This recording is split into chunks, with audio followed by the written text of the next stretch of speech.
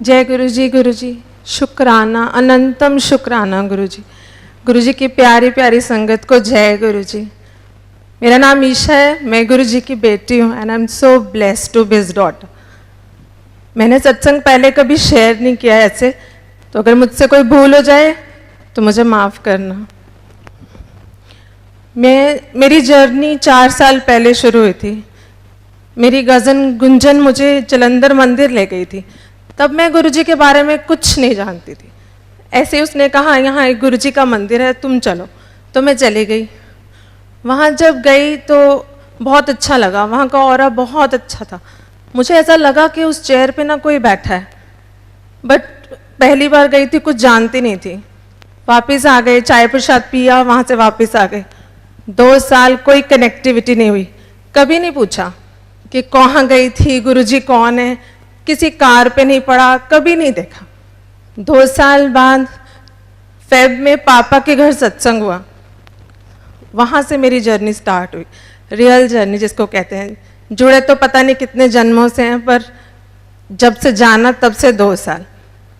तो जब मैंने वहाँ दरबार में एंटर किया, मैंने वहाँ गुरुजी को एक झलक बैठे हुए देखा, तो मुझे तो कुछ हो गया। मैंने सोचा कि जो इंसान है ही नहीं वो दिखाई कैसे दे रहा है, वो पूरा साक्षात दिखाई कैसे दे सकता है।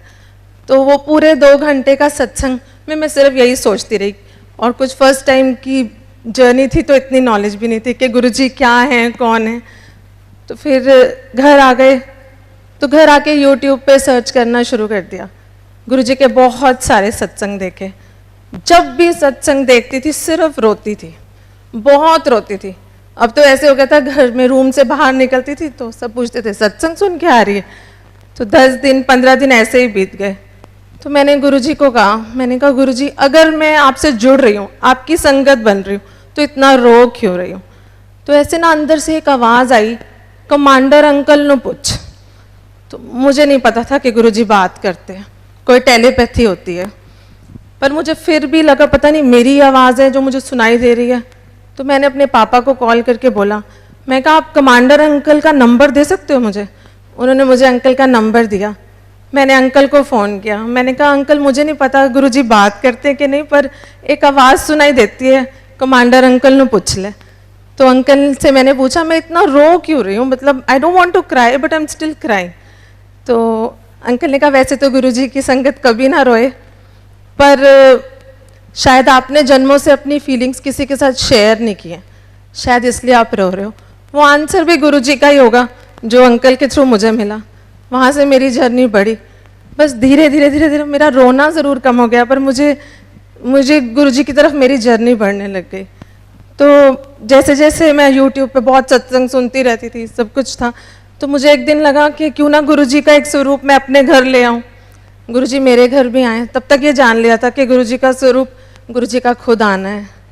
तो 3 जुलाई को गुरुजी को दिल्ली से यहाँ स्वरूप बना और मेरे घर पहुँचा।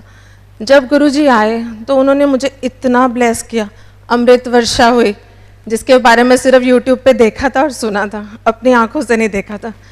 जैसे ही हलवा प्रसाद का भोग लगा, वहाँ उनके मुंह पे तिलक, वहाँ पर त्रिशूल बन गया, नीचे जितने पेटल्स थे रोजेस से ओम बन गया। तो बहुत खुशी हुई कि गुरुजी मेरे घर आ गए। तो 4th को नेक्स्ट डे मेरे हाथ में ना एक नर्व चलने लगी, तो मैं बहुत डर गई। मैंने कहा पता नहीं मुझे क्या होने वाला है। तो मैंने गुरुजी को कहा, मैं कहा गुरुजी 7th को आपका बर्थडे है, आपका बर्थडे होने दो, फिर कुछ हो जाए। पर ये पता नहीं क्या चीज़ है, सबको दिखाया घर में तो सब बोल रहे हैं डॉक्टर को दिखा लो। तो मैंने एक ना वीडियो बना लिया उसका, तब पता नहीं था कि मुझे लगा ये बंद हो गया तो मैं डॉक्टर को क्या दिखाऊंगी।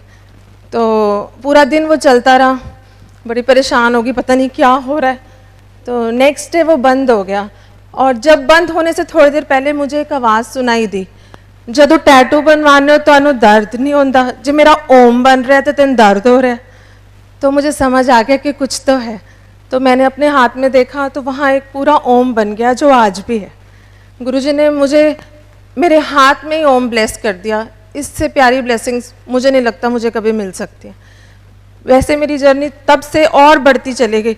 फिर 7th को गुरुजी का बर्थडे आया, तो मैंने गुरुजी के बर्थडे पे सोचा था चाहे हम फैमिली के 4 लोग बैठें, चाहे हम थोड़े से लोग और हों, पर दरबार बहुत सुंदर होगा।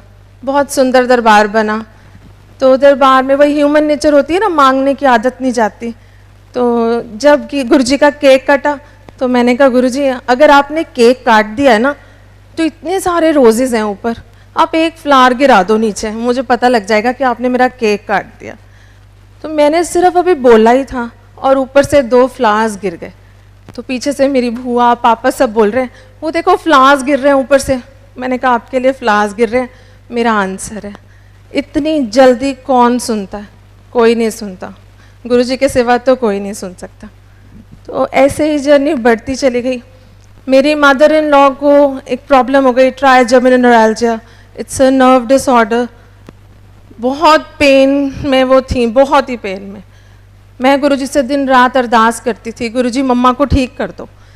मांगना नहीं चाहिए मुझे मालूम है, लेकिन माँ को दर्द में देखो तो you will always ask for. मैं कहा मम्मा को ठीक कर दो। तो एक दिन वो लोग उनका प्रोसीजर होना था तो वो बॉम्बे गए थे उसके लिए।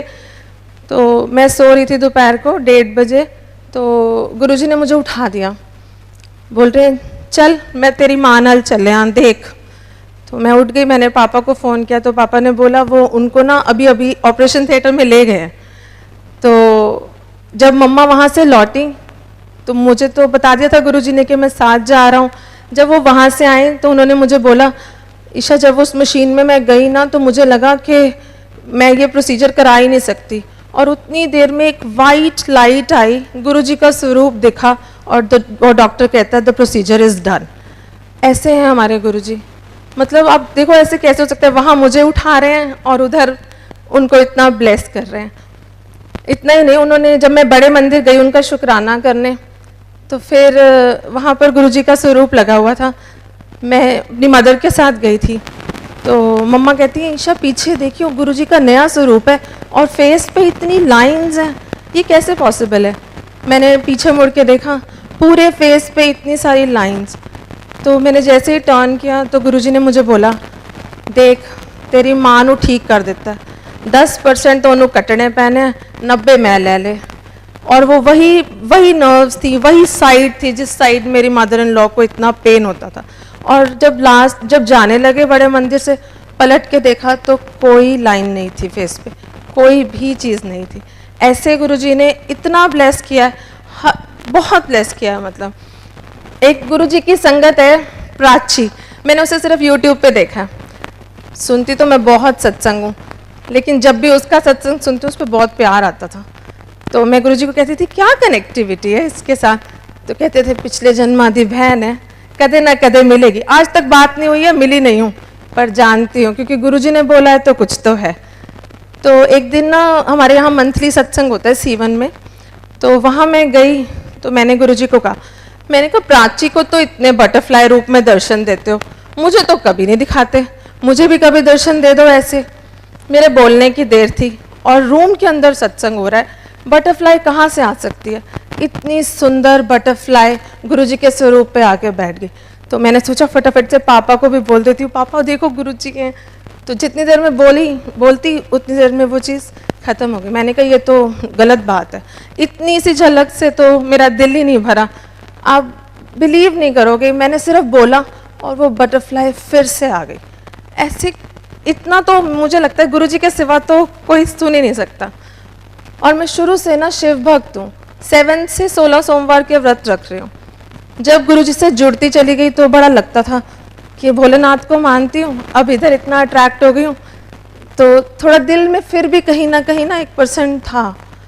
तो एक दिन उसी सत्संग में, मंथली सत्संग में मैं जा रही थी, तो घर से निकलते निकलते गुरुजी कहते हैं आज अपनी अक्खा खोल के बैठी।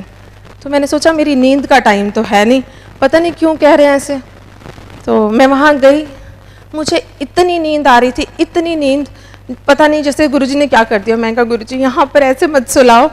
तो जैसे ही मैंने गुरुजी के स्वरूप की तरफ देखा, वो गुरुजी का स्वरूप गुरु नानक देव जी का स्वरूप बन गया। 10 बार 15 बार जितनी बार मैंने आंखें बंद करके खोली वो गुरु नानक देव जी का ही था, उसमें गुरुजी की झलक नहीं दिख रही थी।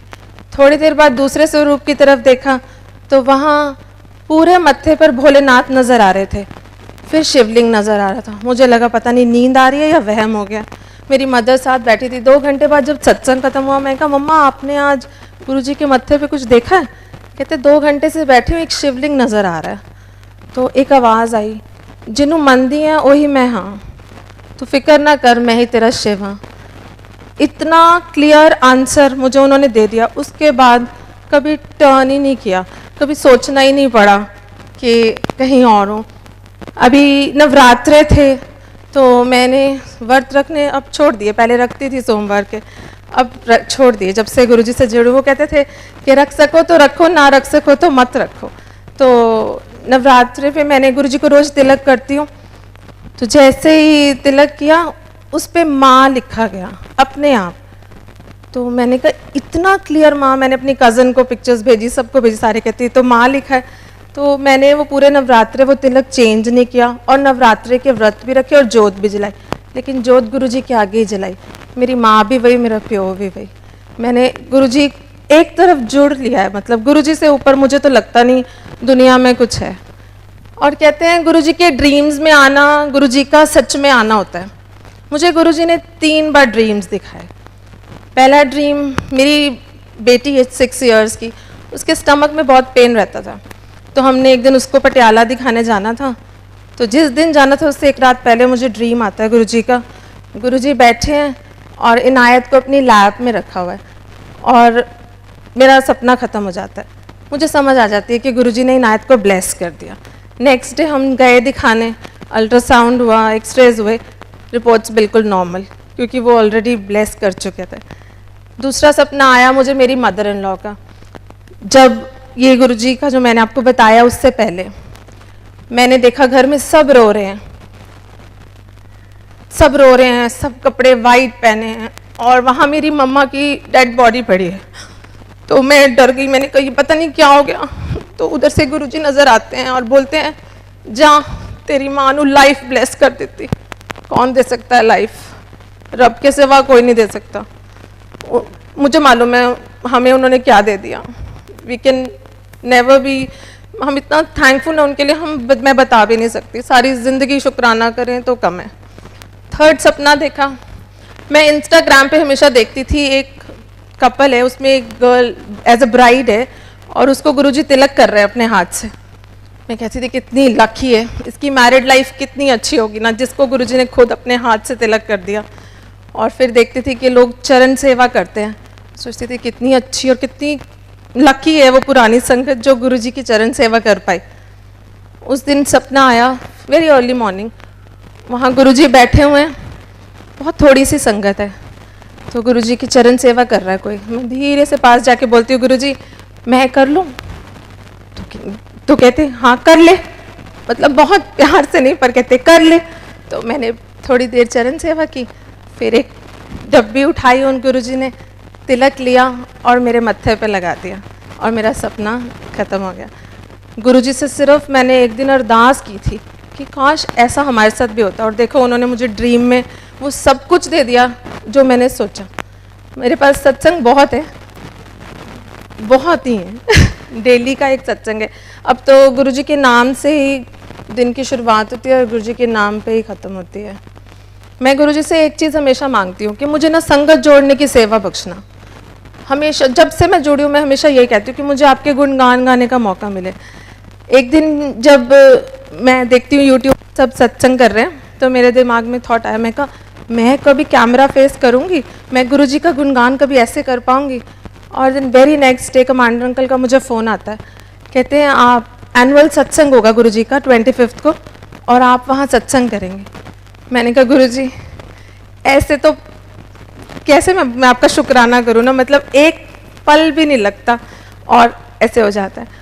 और जिस दिन अंकल का फ़ोन आया तो देखो मानते सब हैं, घर में भी सब मानते हैं, लेकिन वही गुरुजी भी कहते थे ना एडमिशन सबका हो जाता है, फिर क्लास वो डिसाइड करते हैं। ऐसे ही तो मैंने पापा को बोला पापा आप हम दोनों तो जा रहे हैं, मम्मा पापा काश मेरे अंकल भी साथ चले ना, किसी दिन ऐसा आए कि हिमांशु खुद कहें कि मैं भी चलूँ।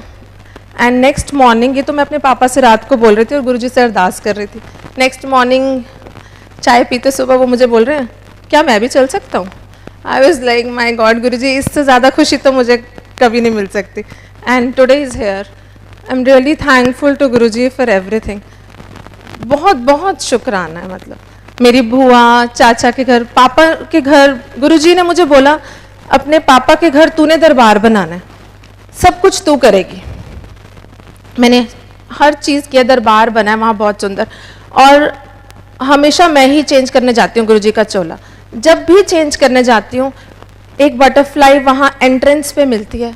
हर बार 6 महीने 8 महीने जितने महीने भी हो चुके हैं, मैं जब भी जाती हूँ एक बटरफ्लाई आती है, ऊपर से निकलती है, फिर हम दरबार में वो चोला चेंज करते हैं. कभी नहीं हुआ कि ऐसा ना हुआ हो. फिर एक दिन मैं सो रही थी तो कहते हैं जो पापा के घर दरबार बना है ना, वही चाचू के घर बनेगा, बनाएंगे वो खुद, तूने सिर्फ गाइड करना है.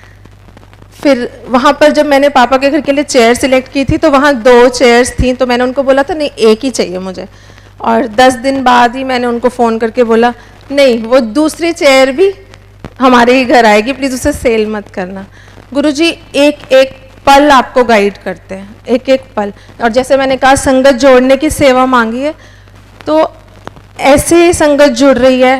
हमारा छोटा सा शहर है कैथल, शायद गुरुजी के बारे में बहुत कम लोग जानते थे, और अब वहाँ सत्संग भी होते हैं. अभी रिसेंटली मैं 1 हफ्ता पहले एक सत्संग अटेंड किया अपनी फ्रेंड के घर ही, जिन्होंने मेरे घर ही सबसे पहले अटेंड किया था. उनके घर हलवा प्रसाद का भोग लगा. जैसे ही भोग का वो डब्बा खोला, ओम दर्शन हुए. सारी संगत ने किए ओम दर्शन. चाय का भोग लगा, चाय का कप के ऊपर इतने सुंदर ओम दर्शन. मतलब इतनी ब्लेसिंग्स हैं, आप सिर्फ सोचो और वो हो रहा है. मेरी एक फ्रेंड है फाजिलगाह रहती है, उसको गुरुजी के बारे में कुछ नहीं पता था. मैंने उसे फ़ोन पे बताया, मैं कहा इससे ऊपर कोई दुनिया ही नहीं है. और आज वो इतनी ब्लेस्ड है, उसको इतनी गुरुजी ब्लेसिंग्स दे रहे हैं. उसने एक छोटा सा स्वरूप अपने घर में रखा है, और ना बड़े मंदिर कभी आई है, ना कभी ऐसे डुगरी गई है, लेकिन गुरुजी उसको इतना ब्लेस कर रहे हैं. गुरुजी बहुत ब्लेस करते हैं, बहुत सारी ब्लेसिंग्स हैं. थैंक यू गुरुजी. आज के लिए, हमेशा के लिए शुक्राना, शुक्राना, अनंतम शुक्राना. गुरुजी हम सबको ऐसे ही ब्लेस करते रहे और हमारे साथ रहें. Thank you Guruji. Thank you commander uncle. Thank you so much.